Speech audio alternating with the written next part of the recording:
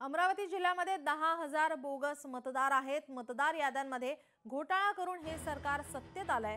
लोकसभा निवडणुकीनंतर विधानसभा पराभव सत्ताधाऱ्यांना दिसत होता आणि त्यामुळे सत्ताधाऱ्यांनी विधानसभा निवडणुकीआधी 4 महिन्यात 70 लाख मतदार नवीन आणले। अनिल देशमुख यांनी पत्रकार परिषदेतून सत्ताधाऱ्यांवर आरोप केलाय। ज्या पद्धतीची मतचोरी होत आहे,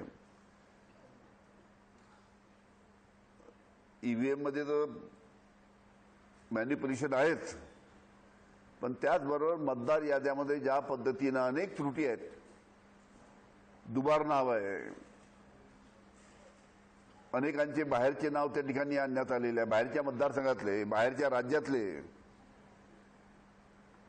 काही लोकांची नावं जाणीवपूर्वक त्या निमित्तानं काढण्यात आलेले आहे। संपूर्ण याद्या दुरुस्त केल्यानंतरच मग स्थानिक स्वराज्य संस्थेच्या निवडणुका घ्याव्या अशी आमच्या सर्व पक्षाची मागणी कालच्या मोर्चामध्ये आम्ही इलेक्शन कमिशनला केली।